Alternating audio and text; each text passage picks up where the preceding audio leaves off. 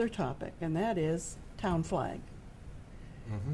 Now, several years ago, we had a competition in the schools and chose one of those designs for the town flag. But there are no flags left. Nobody's got any flags. You have So one. we have one left. I have So one there's at home. there's one in the entire town. We, So, I don't know, that, what's that, 25 years ago we made those, Betty? so, Oh, yeah, at least that. so I don't know if for a future item, the Board of Selectmen did that, undertook that project, if we might want to sponsor another competition for redesign of a flag, or the one existing flag No, we can't go design. change it. What if they that we come up have? with something, we'll have to change every shellfish in the, everywhere. Every scallop shell. Every scallop shell. Uh, So then we should perhaps take that flag to, A flag maker and have some more flags made up? Is that what you're suggesting? I would Especially suggest with that. 3 flagpoles coming our way, Yeah. we should Mhm. probably look that, and I'll look into that. Maybe look, the place over in New London. And do The we flag have maker. something upcoming for the flagpole here at Town Hall? Do we have something upcoming for the flagpole here at Town Hall? Let's talk about that. Okay, that's going to be on your clock. Really? You brought it up. Are you talking about it on the town green? No, I'm talking about here at Town Hall.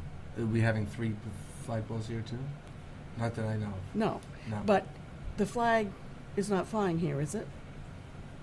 It has been. It has been? Our discussion was about the flagpole on the town green. Town green, The one that's 100 tilting? feet high and it's broken. Broken, Yeah, okay. it's So tilted. you answered the question. Good. Oh, Yeah, well, So you're on still on the clock, I was saying, and I will further explain that. All right. Natural resources. Okay, they met too. I think I need fewer ex officios. So, they were made aware of a grant. We had a conversation earlier. You can call her by phone. Fill her. They received notification of a deep grant for up to $150,000 for studying and doing something about aquatic invasive species on inland water. So we'll need to make sure that perhaps Mr. Gaishel looks at that and sees if that's a potential. And then finally on the gateway and the highway. We've sort of been under the impression that this was really pretty far along in the planning stages. And the concern of the Natural Resources Commission is that there is not a plan to do any kind of spill containment or any kind of protection for our aquifer. So one of the commission members had specifically written to a Mr. Nursick. I don't know if you've met with him. Okay, and so the memo that was sent questions what provisions are going to be in place for a hazardous spill containment mitigation system to protect our aquifer, and we can't help but think of the recent accident with the spill. And the response basically is nothing. Nothing is planned, and they have no plan to do anything and don't intend to. At this time, we are negotiating a contract for a design. The design is at 0% completed.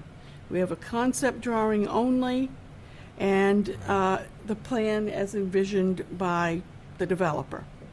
It's only a concept. No public vetting has taken place.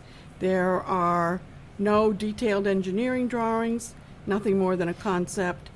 We are building the project to all applicable standards for design and permitting, and no, we are not including a system for any kind of spill containment or mitigation. Yeah. I feel very strongly that we should argue for that. Yeah, I was going to say, yeah. It's so preliminary that when it gets to the public vetting, we'll press the gas pedal down on that one. I think it's a wonderful idea. It's a great suggestion, and they're going to be spending a lot of money on rebuilding the bridge, the exit ramps, the highway, heck, the highway all the way down. I mean, there was discussion. There are plans for a 3rd lane on this highway before any more discussion about Route 11, about even the exchange between 95 and 395, which has been on the agenda and on the radar for a while, that's gone away. It's about the third lane. And this bridge that we're going to have redone at exit 74 is going to expand the highway to 3 lanes there. So, and all the way down the highway, they've been expanding these bridges and widening these bridges to accommodate. I'm stepping in your time. That's all right. It's a fantastic idea, and we've got to make Is that 3 sure. lanes in each direction? Yes. Or a set 2 lanes with a center turn lane in either direction? Well, I'm talking about the highway deck. 95. Okay. 3 lanes in each direction on the highway. As far as underneath the highway goes, at 74, it's probably 2 lanes with turning lanes, but enough to accommodate 6 cars abreast. Okay. All right. Back to you. Thank you. I'm done. Oh. And I'm not going to report again for 2 more months. Yeah, we were just going to mention that to you. No, you will. Mr. Salerno? How do I top Put that? that in I'll writing. try. No. I'll try. I No, got a lot of you will notes not here. try. So, last week I went to Inland Wetlands. They had Scott Rabideau, who was the soil scientist that was hired by Gateway. He gave his report on the restoration efforts because of the spill. Everything seems to be back to normal. The wetlands seem to be restored. Vegetation and wildlife are back. So that was good. They also lowered, I guess there was a CLMP road there that was brought up in elevation by CLMP back in the day. When they were CLMP, that was required to be brought back down. They brought that back down to normal grade. The emergency access road there needs some side slopes to be stabilized, so they're working with the town engineers now to get that done so they could have their cease and desist removed.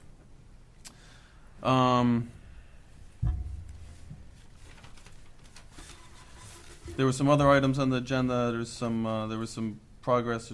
They're now tracking all the wetland violations on their agenda, so they can keep track of it. And there's been some behind Midway Mall. There was a lot of stuff thrown in the stream there, Patagonia River. That's being cleaned up by appears to be by the owner there. So that's good news. On to harbor management. I went to harbor management yesterday. The shellfish beds have been, the Ninik River has been closed to shellfishing because it did reach the 1 inch of rain in 24 hours.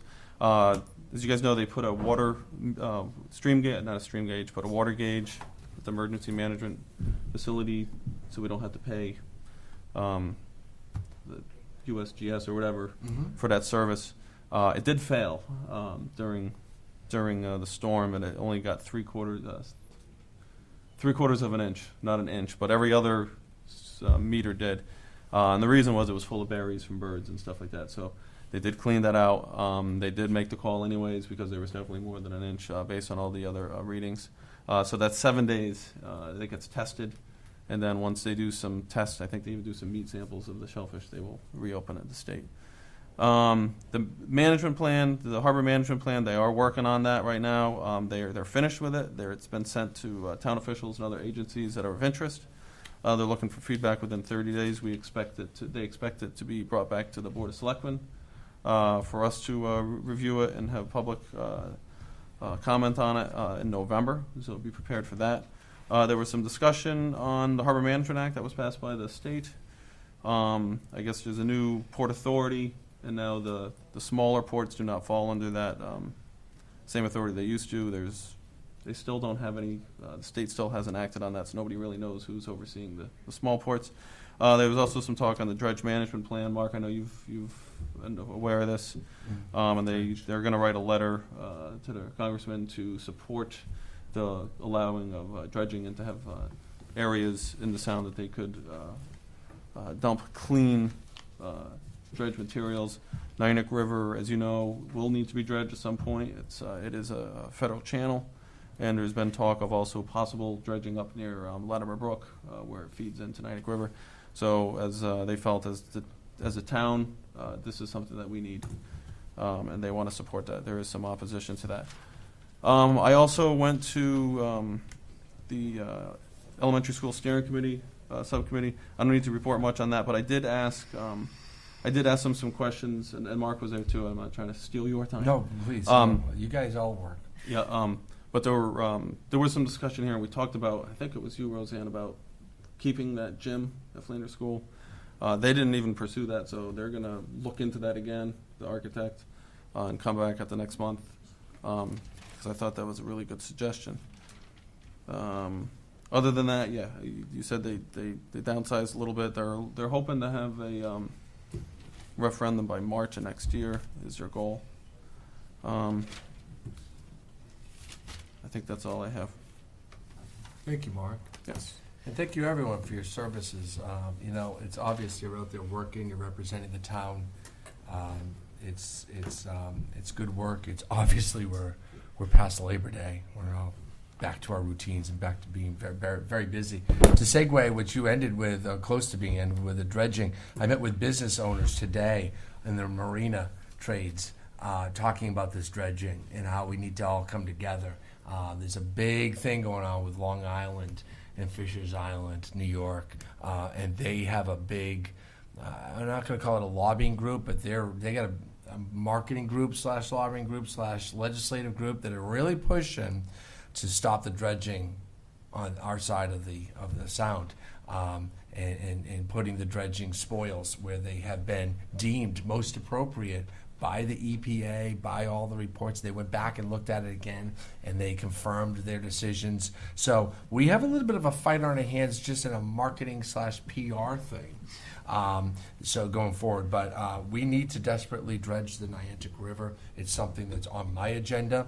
It's on the marina business owners' agenda. It's a big industry in this town, and we need to protect it. But it's a big recreational source, and it's a big economic boost. And with the addition of the boardwalk and what we have going on here, people are coming here. So we need to make sure we're taking care of our shoreline. October of 1915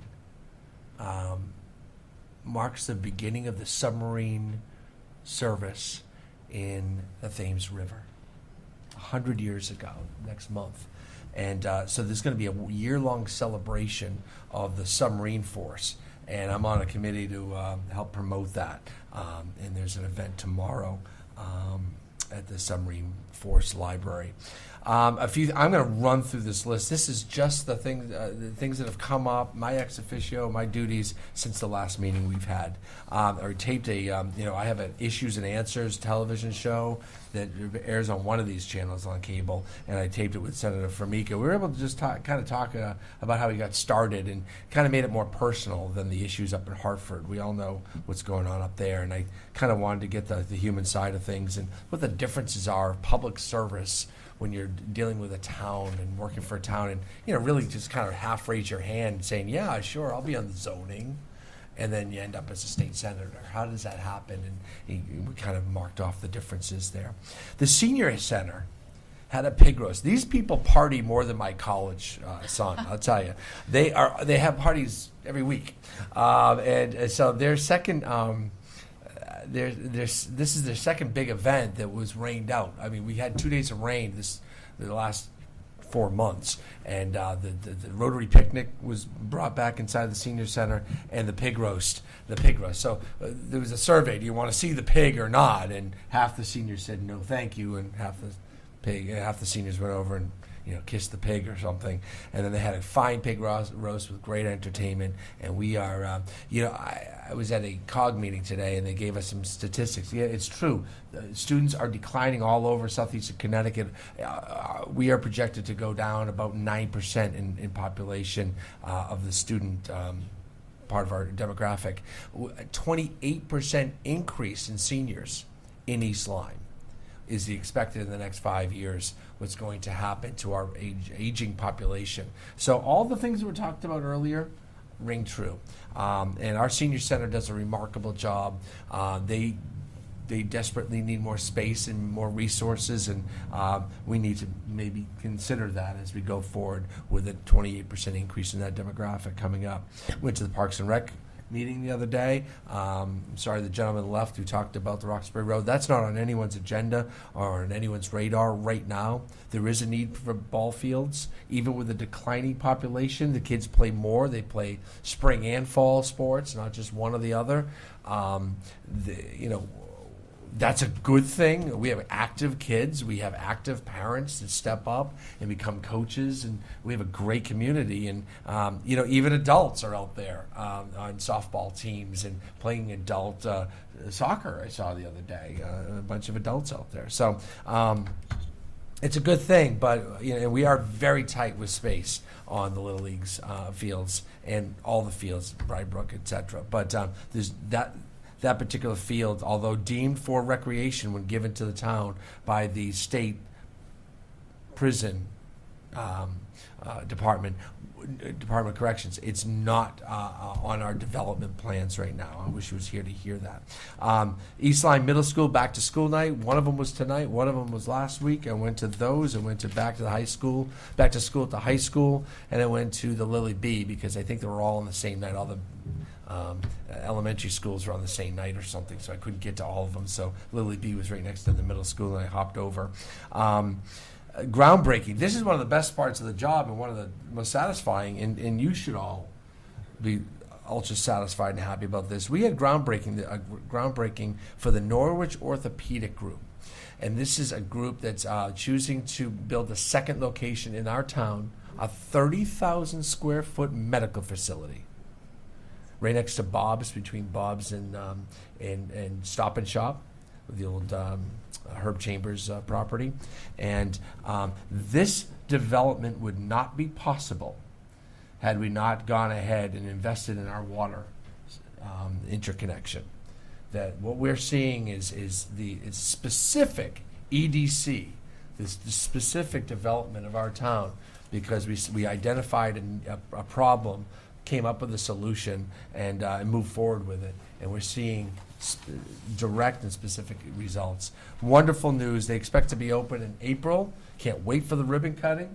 The groundbreaking was the other day. We had Joe Courtney out there, and Paul Formica, and myself, and 7 doctors from the practice were there, and they all came out. What a wonderful facility. They're going to take 15,000 square feet, and there's going to be another medical group that will come in, and I think they're ready to ink the deal on the second half of the building. It will be a medical facility.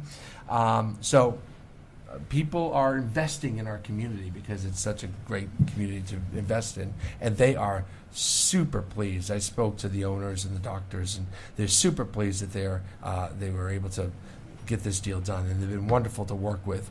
There were a couple JLUIS meetings. JLUIS is a joint land use survey for the military bases. We have 2 in our town, Stones Ranch and Camp Niantic. We all know that, and they're right in the middle of neighborhoods, and we need to know how to work together, be good neighbors, and then become even better neighbors with better communication and understanding of what their mission is, etc. So we've already found a lot of common ground and identified some issues that we could all be better at as a town and as at the military facility. So that took up most of the day on Monday, I believe. I've been in union negotiations with 3 different unions. We have 4 on the town side. 3 of them are up this year, and those just keep trudging along. I met with Deke Halen. He's opening up Halen's Market, and just a little plug for him. He's going to have a soft opening beginning of October with a ribbon cutting later in October. This guy cooked for Trump. He cooked for a couple presidents. This guy's been all over, and he has some roots in town. He's came back to his family, and he's going to have a dynamite operation over there next to the Heritage Real Estate area. There's a new complex over there, and I'm just looking forward to that. Again, investment in our community. I had a tour of the York facility, the prison facility, inside and out last week. The Crescent Beach Bluff. Everybody that lives up there has been calling and asking and bumping into me and thanking the town for their hard work. We think we've crossed the last hurdle. The DEEP has been kind of holding back a little bit, wanting us to reopen a public hearing. We were able to meet and decide that what we have as a plan should be appropriate for that, which is, rock and concrete, and make that a strong bluff rather than a soft material, which means a sand dune, which will of course wash away in the next storm. So bottom line is we're going to get that bluff fixed, and we're going to get that bluff rebuilt. It's going to protect homes. It's going to become a public vista, and that's important to the people that live there, but also everybody in town. I'm part of the design committee. The school project program is rolling out. There is talk in town. We heard it at the Board of Education level the other night that people don't realize that this program is still going through. They've met with the public. They've met as a committee. They've met at Board of Ed level. They have done a lot of work. It's not just 3 people making a decision, but they're almost ready to deliver to the public, and there'll be public forums on this. It will come to the Board of Selectmen probably in January, Board of Finance at the beginning of February, and town referendum March 3rd. That's the current schedule. Things can change, but they're on track for that. And as these public forums come up, I'm going to encourage you all to go to them. I'm going to encourage the Board of Finance too, because when it gets to our level, maybe they won't have to go through every last detail again, because that information is going to be out there, and we'll be able to gauge the public's questions as well, and what the public's focusing on. So I'll let you know those schedules when they come out, and that should start no later than November 1st. We should start seeing the public forums take place. Board of Finance I attended last week, and the things that came up at the Board of the town meeting tonight were voted on at that point. We're also talking about the health plan and forming a committee to really dig deep and making sure we're getting the best bang for our dollar, best value for our dollar in our health insurance plan that roll out to 500 participants in the town health plan for our employees. I went to an elbow meeting, East Lyme Business Organization, what a fine group. Also the Niantic Main Street group is already planning the holiday stroll and the light parade. I met with them, and we're going over plans to deliver a fantastic winter tradition. On Columbus Day weekend, the Mission of Mercy, I brought it up before, and we met this week. We're going to be the Mission of Mercy is going to be taking over the high school. And what they do is provide dental care for people who can't afford dental insurance, that might have missing a tooth or impacted tooth, and they don't have any money. It might be a single mom or just low-income families that are in a tough way, and these happen on a bigger scale in the big cities, where they'll treat 1,500 people a day. They'll triage them, they'll bring them in, and all these dentists give up their time, and I'm talking 1,000 volunteers handling 1,500 people through one day, and they'll do it over 2 or 3 days. So 3,000, 4,000, 5,000 people are handled. It's going to be a small mini one. 800 people should be served that weekend on Saturday and Sunday, and with great cooperation from the Board of Education and our town services. We're going to get this done, and it's a great service to the region and some in our town as well.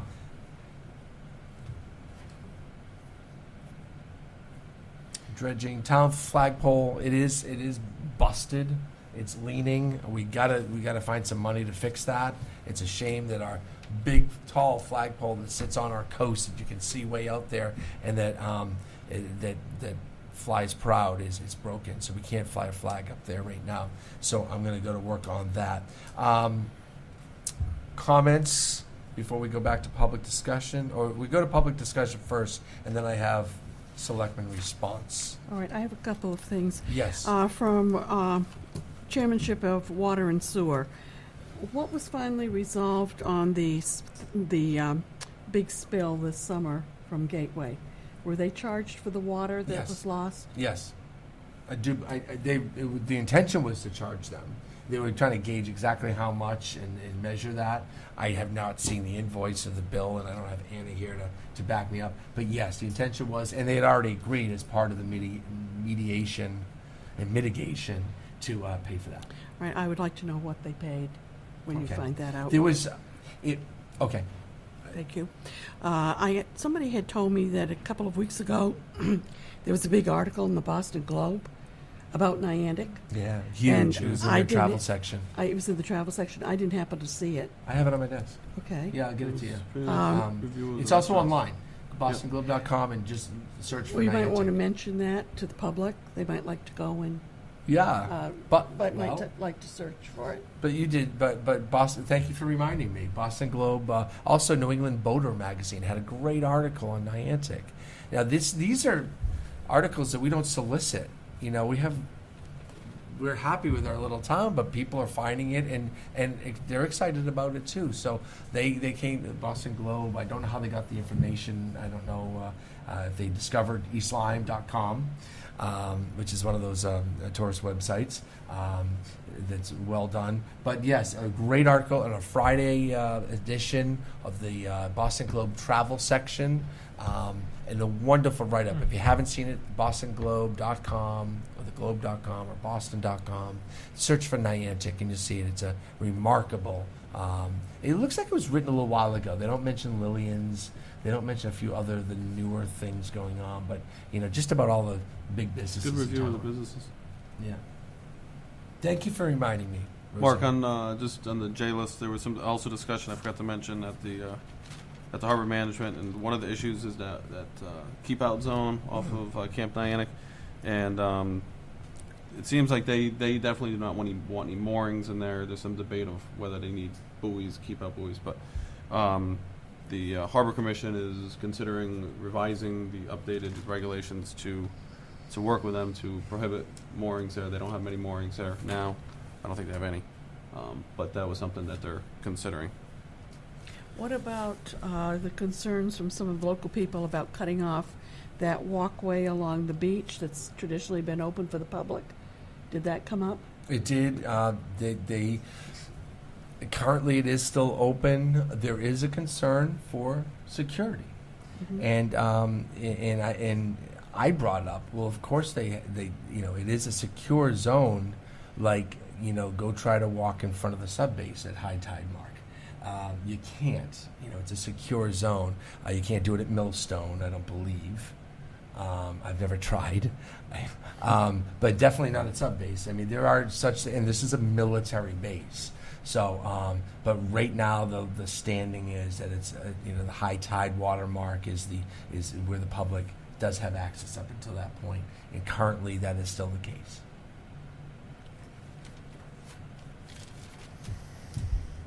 And more will come out as that study develops. They're about 25% through that fact gathering and study. We'll ask the public to speak at public delegation. Any further comments? And then we'll have the selectman response. Yes, ma'am. Come on up to the microphone because everybody at home wants to hear you. Everybody has to come to my- Yeah. I'm Jane McLean. I live on Seaview Avenue in Black Point.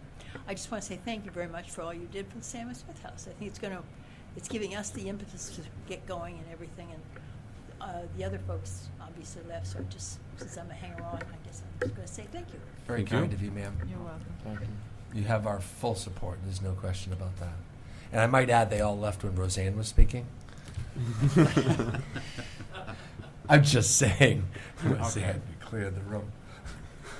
Thank you. Well, they knew who was coming next. Anyone else? Okay, selectman response? There are a few comments, Mark, if anyone else would. No, go ahead. I just had a few. Go ahead. There was just a couple comments earlier. One was Gateway, the Gateway apartments. It doesn't matter if they're rentals or they're not. Correct. They will pay taxes. As a matter of fact, Yeah. I think that complex will be one of the top taxpayers in the town. The very. The other, the average value of the car versus, it's an interesting concept, but I will say if you just use the average compared to the peak, then if everyone's taxes go down on that will end up raising taxes, the mill rate. If everyone's if we're at peak, everyone goes in the value, everyone's valuation of their cars go down if you just do it as a whole. So Right. the tide comes down, but Right. the water needs to be filled back up, and it would have to come back up from the. So it's not going to necessarily help people that have cars that are beat up and old. But just a comment on that, and thought it was an interesting comment about the possible shuttle bus from Atlantic to the beach for school kids, and maybe that's something the Park and Rec Committee would be. That, to comment on that, they are looking at a lot of different proposals for next summer to help people get into the downtown area without putting such a strain on the parking situation. So that is being looked at really closely from them. We just got to be careful that that parking, the parking restriction in McCook's also controls the amount of people on the beach. So if we start, we got to be careful, because if you start on the other aspect, if you do it too much, you start puzzling people there. People are going to be elbow to elbow. So the parking kind of controls. Yeah, there is a balance. Parking, they understand that. Yeah, They're okay. really Yep. looking very carefully at that. Yeah. Okay, cool. I'll tag on to that. I thought Rocco's idea of a youth shuttle Youth shuttle. was a great idea. It is. You know, I don't know if we want a bunch of 12 and 14-year-olds running around downtown unsupervised, but I guess that's up to the parents. But I was in the very same situation. I had my kid riding from Flanders all the way down on a bike, and I was coming to pick him up and to hang out with his friends. And he was kind of old enough to hang during the day. It's a good idea. Maybe I'll have the youth services look at maybe a daily shuttle for the kids, you know, a 10 a.m. to 3 p.m. kind of thing, return trip to Flanders. It was a great idea. As far as the NADA goes, I was a subscriber up until, you know, everything went online, so I had the orange books of every month. And there was an average, a good, better, best. It might not be now. It's been a long time since I rolled up my sleeves, sat in a cubicle, and sold auto